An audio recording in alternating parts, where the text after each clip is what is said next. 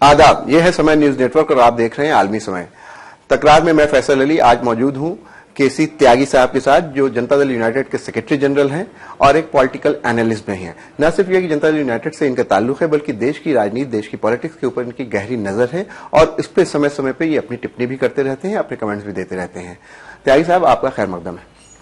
सबसे पहले आपसे जानना चाहेंगे कि जिस तरह की हिंदुस्तान में सिचुएशन बन रही है, जिस तरह की के हालात हैं, बिल्कुल कम्युनलिज्म अपने उरूज पे है। ऐसी स्थिति में आप किसको, पूरे भारत के समाज को, हिंदुस्तान का जो माशरा है, हिंदुस्तान की सोसाइटी है, उसको डिवाइड करने के लिए किनको जिम्मेदार मानते हैं? बड़ा सवाल आपने किया है। चुनाव का वक्त है और कुछ राजनीतिक दल और कुछ नेता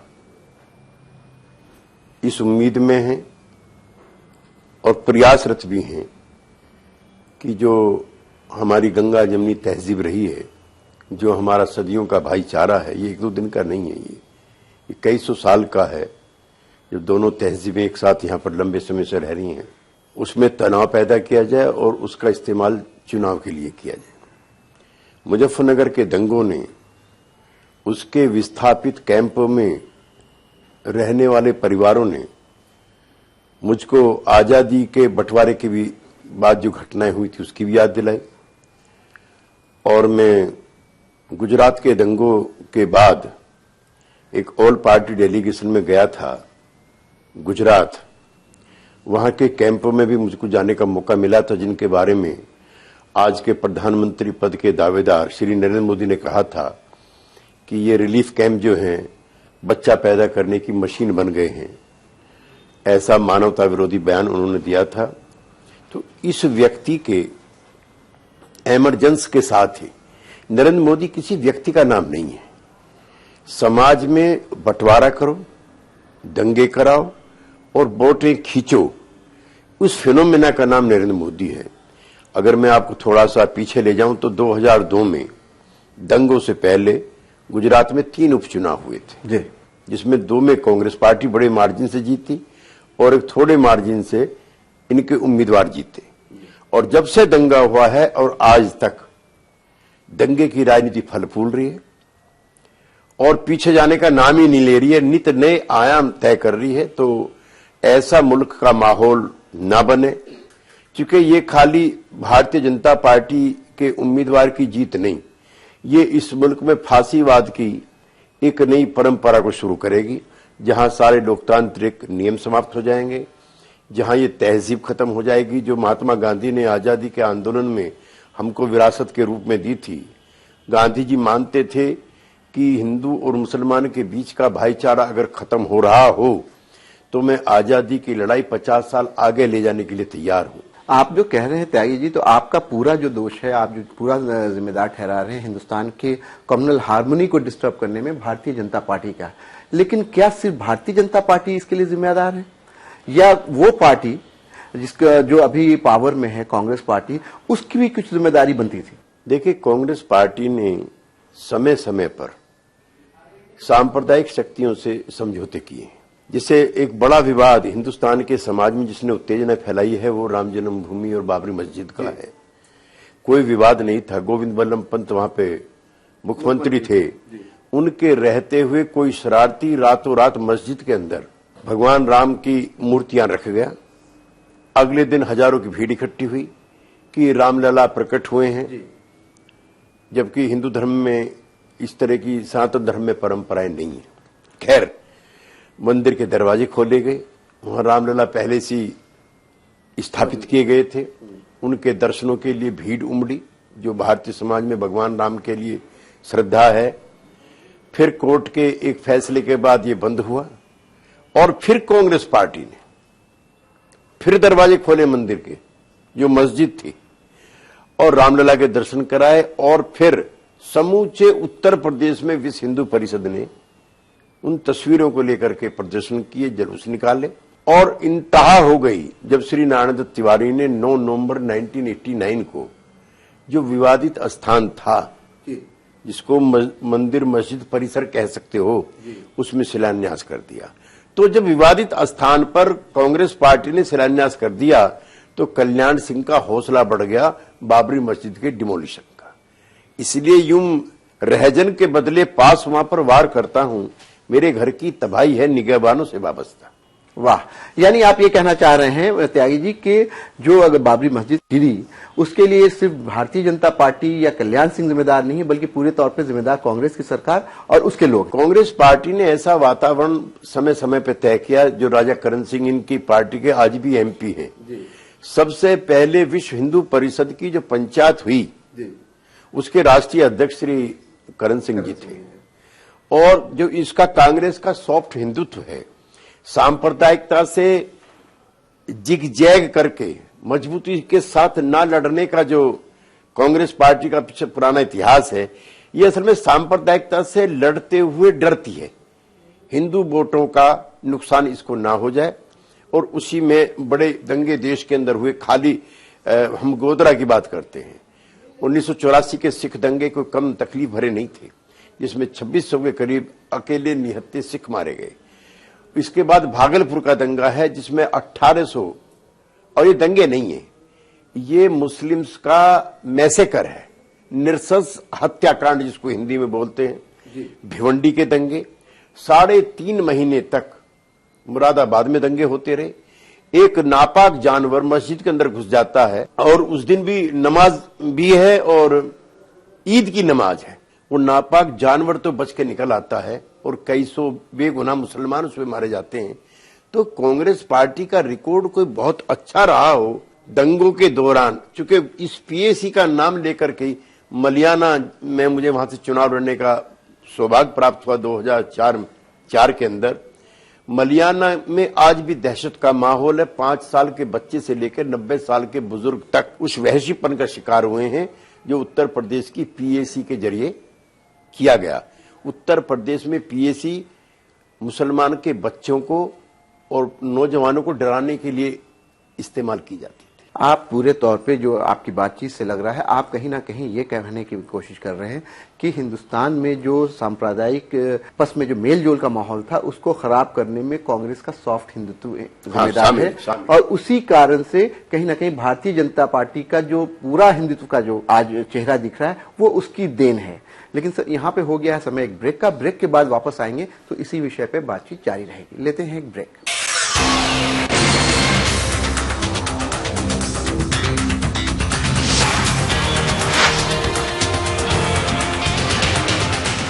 किसानों को यूपी सहकारी ग्राम विकास बैंक से लिए गए ऋण की माफी, किसानों को मुफ्त सिंचाई के पानी की व्यवस्था, कृषक दुर्घटना बीमा राशि 1 लाख से बढ़कर 5 लाख रुपए। Samajwadi party.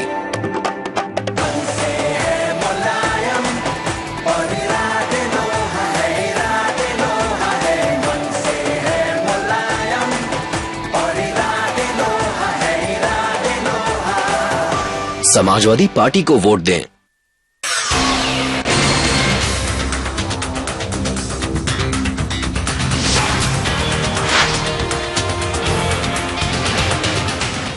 Welcome back. Break के बाद आपका फिर एक बार खैर मकदम है। हम बातचीत कर रहे थे किस तरह से कांग्रेस की जो सॉफ्ट हिंदुत्व की पॉलिसी थी वो कहीं ना कहीं भारतीय जनता पार्टी को ताकत देने में कामयाब रही। 1982 में श्रीमती गांधी जम्मू कश्मीर के चुनाव दौरे पर गईं और उन्होंने जम्मू में कहा कि किस तरह से हमारे मंदिर कश्मीर में तोड़े जा रहे हैं।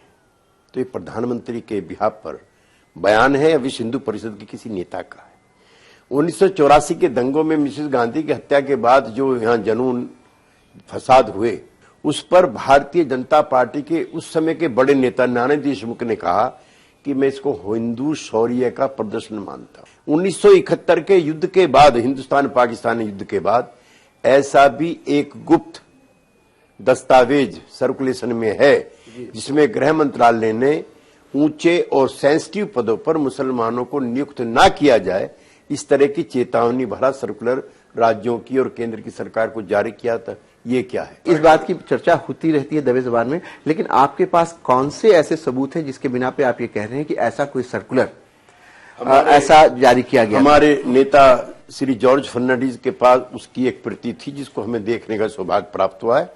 और अगर आप कभी जिसमें ये कहा गया था कि मुसलमानों को सेंसिटिव और टॉप पोजीशन पे नहीं लिया ना रखा जाए, जैसे कि मुसलमान इस देश के नागरिक ना होकर के कोई इन्हीं खुफिया कामों के लिए इस देश के अंदर मौजूद हैं। और ऐसा करके उन्होंने गांधी और मौलाना अब्दुल कलाम आजाद के उस सपने को भी तोड़ दिया जिसमें गांधी के यकीन पर लाखों लाख मुसलमान अटारी बॉर्डर से सिर पे पुटलियां रख करके जब पाकिस्तान जा रहे थे तो मौलाना अब्दुल कलाम आजाद ने उनसे अपील कही, गांधी के कहने पर अपील की थी कि आप लौट आओ, तुम्हें कसम है तुम्हारे पुरखों की जिनकी कब्रें यहां पर हैं, तुम्हें कसम है लाल किले की जो तुम्हारे पुरखों ने बनाया है, तुम्हें कसम है गंगा जमुना के उस पवित्र पानी की जिसमें हजारों बार तुमने वजू किया है, कुतुब मीनार की मीनारें तुम्हें पुकार रही हैं। और गांधी के एतबार पर मुसलमान ऊंचे पैमाने पर सिर पे पुटलियां रखे वापस चला आया। लेकिन उसके साथ आजाद हिंदुस्तान में जिस तरह का बर्ताव हुआ, जिस तरह से कत्लेआम हुए, आप किसे जिम्मेदार मानते हैं? मुसलमानों के कत्लेआम, मुसलमानों का जो अपमान हुआ, या मुसलमानों के साथ जिस तरह की ज्यादती हो रही है आजाद हिंदुस्तान में, जो आप खुद कह रहे हैं? भारतीय जनता पार्टी 1947 से ही इस नफरत को फैलाने में लगी हुई थी। सरदार पटेल ने एक चिट्ठी लिखी है गांधी जी की हत्या के बाद डॉक्टर श्यामा प्रसाद मुखर्जी को, और जो संघ के उस समय संचालक थे गुरु गोलवलकर, कि आरएसएस को ने जिस तरह से हिंसा फैलाई उससे निरीह मुसलमान तो मारे ही गए, बच्चे तो मारे ही गए, महिलाएं तो बेइज्जत हुई। राष्ट्रपिता महात्मा गांधी की भी जान चलेगी। तो बंटवारे से लेकर के आज तक भारतीय जनता पार्टी लगातार उस समय की जनसंघ या हिंदू महासभा या राष्ट्रीय स्वयंसेवक संघ या वीएचपी लगातार समाज को धार्मिक आधार पर ध्रुवीकरण में लगी रहती है। जिन्ना की गलतियों से, हिंदुस्तान के कुछ नेताओं की गलती से बंटवारा हुआ, उस बंटवारे की सजा क्यों हिंदुस्तान के उन नागरिकों को मिले जिन्होंने इस मुल्क को अपना बनाया, जिनके पुरखों की कब्रें हिंदुस्तान के अंदर ही दफन है। त्यागी जी, आपने बीच में दंगों की बात की थी, इस सवाल पे ही बाद में आएंगे, लेकिन दंगों से याद आया कि आपने भागलपुर के दंगों की भी बात की थी जी। भागलपुर का दंगा हुआ उस दौर में बिहार में एक ऐसी सरकार थी जो मुसलमानों के सहयोग से चल रही थी और जिसे मुसलमानों का बहुत ज्यादा सपोर्ट था, उसके बावजूद उन दंगाइयों को सजा नहीं मिल पाई। देखिए, कौन जिम्मेदार? भगवत आजाद उस समय मुख्यमंत्री थे और लालू प्रसाद जी के चहेते एमपी चुनचुन यादव वहां से एमपी बनकर आए थे, जिनका मुख्य हाथ था दंगों के दौरान, और वहां भी 2200 के करीब दंगा नहीं कहिए आप उसको, मैसेकर कह लीजिए, मुसलमानों की आप पूरी तरह से जेनोसाइड हुआ। जेनोसाइड कहिए, जैसे जर्मन में हिटलर ने यहूदियों के साथ किया, ये कमोबेश उस दंगा वो होता है जिसमें दोनों तरफ से तलवारें खींचती हैं, कुछ लोग उनके घायल हुए, कुछ लोग उनके घायल हुए। यहां तो एक तरफा होता है और पुलिस की भूमिका भी उसमें सहायक होती है, जैसे 84 के दंगों में हुई, ऐसी भागलपुर के दंगे में हुई।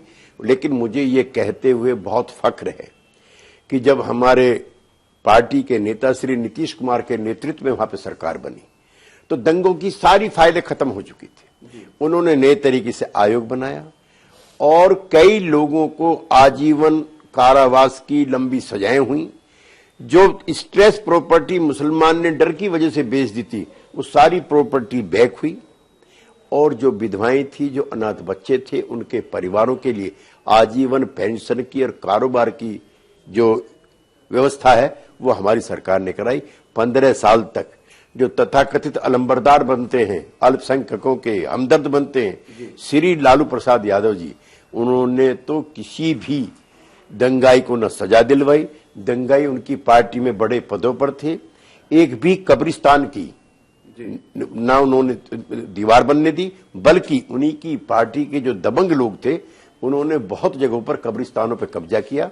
इसलिए आज चुनाव के मौके पर वो बड़ी बड़ी बात करने के लिए आते हैं। और एक चीज मैं आपसे और जिम्मेदारी के साथ कहना चाहता हूं, हम बीजेपी के साथ थे, लेकिन वो अटल बिहारी वाजपेयी की बीजेपी थी जिसने तीनों जहरीले मुद्दे अपने मैनिफेस्टो से निकाल दिए। त्यागी जी, आप ये बात कह रहे हैं, आपने बात निकाली है बीजेपी से आपके जो रिश्ते थे उनको, लेकिन बीजेपी चाहे 1947 के बाद का जनसंघ हो या उसका जो नया इनकारनेशन था भारतीय जनता पार्टी वो हो, इसमें आपको अंतर कहां दिखता है, फर्क क्या दिखता है? था कि अटल बिहारी वाजपेयी, ये ऐसा तो नहीं है कि आप चूंकि आज उनके साथ नहीं है तो आप ये बात, हम तो उनके साथ रह सकते थे, हमें कोई दिक्कत नहीं थी। उनके साथ रहते तो आज जो हमारी पार्टी के बारे में चर्चाएं चल रही कि हमारी सीटें कम हो रही हैं, तो हमारी सीटें बढ़ती अगर हम बीजेपी के साथ रहते। हमने श्री नरेंद्र मोदी का फर्क क्या है कल की जनसंघ और भाजपा और आज की नरेंद्र मोदी की बीजेपी? देखिए, अटल बिहारी वाजपेयी की जो पार्टी थी या उनका जो नेतृत्व था, वो कश्मीर में जाकर के कश्मीरी नौजवानों के जो जख्म थे उन पर भी हाथ रखने का काम करता था। हजारों हजार मुसलमान लड़के कश्मीर के जो आजादी की तलाश में मुजफ्फराबाद की तरफ कूच कर गए थे, वो लौट करके आए। उनके पुनर्वास की व्यवस्था श्री अटल बिहारी वाजपेयी की सरकार ने की। आगरा के अंदर हिंदुस्तान और पाकिस्तान के जो लंबे फसाद थे उनको लगभग खत्म करने का प्रयास अटल बिहारी वाजपेयी के नेतृत्व में हो ही गया था। समझौता एक्सप्रेस उन्हीं की देन है। पाकिस्तान वो खुद बस में बैठ करके व्यापार की और दोस्ती की नई इबारत लिखने के लिए वहां पर गए थे। उन्होंने कहा कि नहीं, कश्मीर से धारा 370 नहीं हटेगी। अब जो वर्तमान नेतृत्व है उधमपुर में जाकर ललकारता है कि इसको खत्म करो। उन्होंने कहा कि नहीं, मुसलमानों पर यूनिफॉर्म सिविल कोड नहीं थोपा जाएगा, उन्हें अपने तरीके से जीने की आजादी है। ये कहते हैं कि नहीं, सब 6-6, 7-7, 8-8 बच्चे मुसलमानों की तरह से हिंदू भी पैदा करें। इनके टाइम में राम जन्मभूमि और बाबरी मस्जिद के आंदोलन के दौरान लगता था नारा, कसम राम की खाते हैं मंदिर वहीं बनाएंगे। ये नारा हमने बंद करवाया और तय कराया कि अदालत के जरिए ही इस मसले को हल करने का प्रयास किया जाएगा। इस बीजेपी में जो जिसका अधिकारी अमित शाह जाकर के पहले दिन कहता है कि नहीं, रामलला जो है धूप में बैठे हुए शानदार मंदिर बनेगा। मुसलमानों पर रोज नए कानून थोपने का प्रयास इनकी तरफ से हो रहा है। तो वो बीजेपी का जो कटखनापन था, जो काटता था, वो हमने उसके दांत निकाल लिए थे। आपको ये लगता है कि बीजेपी के अंदर का जो जहर था वो कहीं ना कहीं जो अटल बिहारी वाजपेयी की जो एक अपनी पर्सनैलिटी थी उसकी वजह से कम हो गया था या खत्म हो गया था? खत्म नहीं हुआ, लेकिन उसमें खत्म नहीं हुआ था, कम हो गया था। लेकिन उसमें एक और तेजी और तीखापन आ गया है नरेंद्र मोदी के साथ। नरेंद्र मोदी को आरएसएस ने लॉन्च ही इसलिए किया है कि ये 2002 के मुसलमानों के नरसंस हत्याकांड का सबसे बड़ा कातिल है। इसने राजधर्म निभाने से मना किया, जिसकी इसलिए अटल बिहारी वाजपेयी ने आलोचना की। जो वर्तमान अध्यक्ष हैं भाजपा के, उनका राज्यसभा में वक्तव्य है, मैं आपको दिखाऊंगा कि अगर मुख्यमंत्री चाहे तो 24 घंटे में दंगा बंद हो सकता है। फिर ये कैसे 2 महीने तक चलता रहा, किस तरह से अब जो इस तरह यहां हत्याकांड में, जाफरी हत्याकांड में जो प्रकाश में चीजें आई हैं, पूरा का पूरा स्टाफ हिंदुओं को संगठित करने, हथियार मुहैया कराने, पुलिस की भूमिका तटस्थ करने या एंटी मुस्लिम बनाने में श्री नरेंद्र मोदी की सरकार का बराबर का हाथ था। ऐसे आदमी को प्रधानमंत्री का दावेदार बना करके किस लोकतंत्र की स्थापना करना चाहते हैं, किस धर्मनिरपेक्षता की बात करना चाहते हैं? ये फासिज्म है, ये हिटलर का फासिज्म। यहाँ पे वक्त हो गया है ब्रेक का। ब्रेक के बाद वापस आएंगे तो त्यागी जी से बात करेंगे। त्यागी जी बहुत अहम बात कह रहे हैं कि हिंदुस्तान की जो तहजीब है उसमें इस तरह के प्रधानमंत्री की कोई जगह नहीं है। लेकिन वो हो गया है समय ब्रेक का। ब्रेक के बाद वापस आएंगे तो चर्चा जारी रहेगी।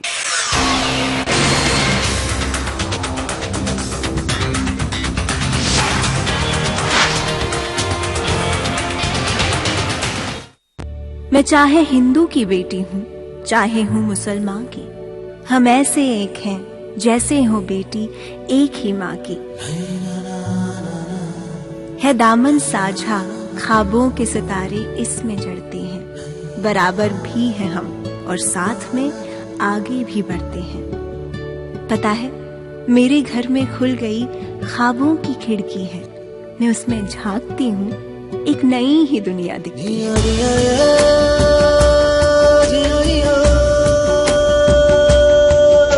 बुजुर्गों ने जो सींचे थे नई उम्मीद के पौधे, वो देखो लहलहाने लग गए हैं बातों बातों में। नया एक हौसला मुझ में है आहट नन्हे पाँव की, अपनी तकदीर की गुल्लक भरे हर लड़की गांव की।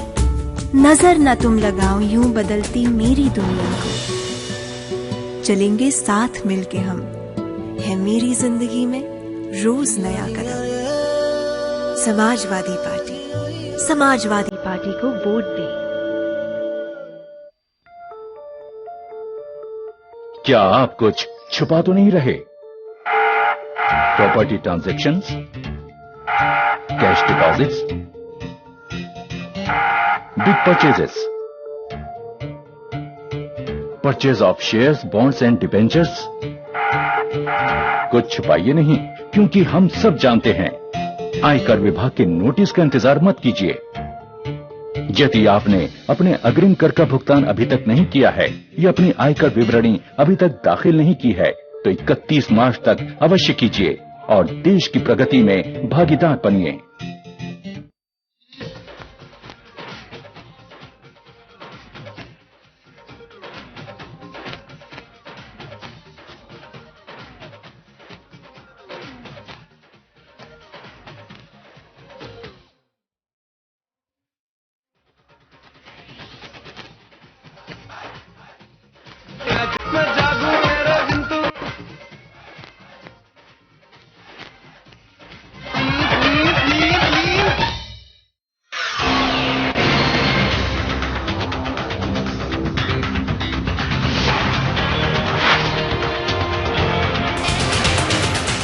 ब्रेक के बाद आपका खैर मकदम है। हम बातचीत कर रहे हैं केसी त्यागी जी से। वो बता रहे हैं कि हिंदुस्तान का जो समाज है, हिंदुस्तान का जो माशरा है, उसमें किसी ऐसे आदमी के लिए प्रधानमंत्री बनना बहुत मुश्किल है जिसके ऊपर बहुत संगीन इल्जाम लगे हों।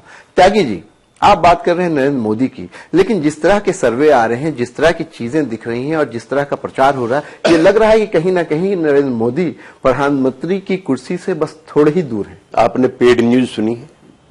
चुनाव आयोग की लगातार शिकायतें आती हैं कि समाचार पत्रों में पेड न्यूज आ रही है, तो पेड सर्वे क्यों नहीं आ सकते? यानी आप ये कहना चाह रहे हैं कि जितने सर्वे नरेंद्र मोदी जी के फेवर में आ रहे हैं वो सारे पेड हैं? कुछ पेड भी हैं, लेकिन असल में कांग्रेस पार्टी के मिसमैनेजमेंट की वजह से, नॉन गवर्नेंस की वजह से, उसके भ्रष्टाचार की वजह से देश में कांग्रेस विरोधी माहौल है। पिछले जो 4 राज्यों के चुनाव हुए उसमें बुरी तरह से कांग्रेस पार्टी हारी। उसके बाद जनता के एक बड़े हिस्से में प्रचारित किया गया कि बीजेपी मोदी के नेतृत्व में आ रही है, लेकिन लोग दिल्ली के चुनाव के नतीजे भूल गए। जहां 6 महीने की पैदा हुई एक पार्टी ने 100 साल की बीजेपी और 100 साल की कांग्रेस पार्टी को चित कर दिया। यानी कि जहां पर कांग्रेस और भाजपा का अच्छा विकल्प उपलब्ध है, जनता की एक चॉइस वो भी है। असल में नरेंद्र मोदी गुजराती स्वाभिमान के प्रतीक के रूप में उभर करके आए थे। तो ऐसी तो ममता भी है, ऐसे तो नवीन पटनायक भी हैं, ऐसे तो नीतीश कुमार भी हैं, ऐसे तो ज्योति बाबू भी थे, ऐसी तो जयललिता भी हैं, ऐसे तो और भी राज्यों के कई नेता हैं।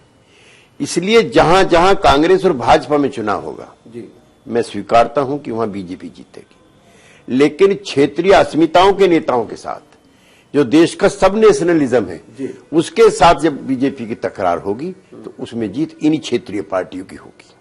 आप क्षेत्रीय पार्टी की बात कर रहे हैं। आपकी जो अपनी पार्टी है, बिहार बेस्ड पार्टी है जनता दल यूनाइटेड, उसमें भी मिसमैनेजमेंट की बड़ी खबरें आ रही हैं और उसमें भी बहुत इल्जाम आप पे, आपके जो प्रेसिडेंट हैं शरद यादव जी और आपके जो मुख्यमंत्री हैं नीतीश कुमार, उनके ऊपर भी ये आरोप लग रहे हैं कि बहुत सारे बाहर से लाए हुए लोगों को, जो दूसरी पार्टियों से आए हैं, उनको टिकट दिया गया है और जो आपके अपने कार्यकर्ता हैं उनको नजरअंदाज किया गया है। ऐसी हालत में आप जेडीयू के प्रोस्पेक्ट को कैसे देखते हैं?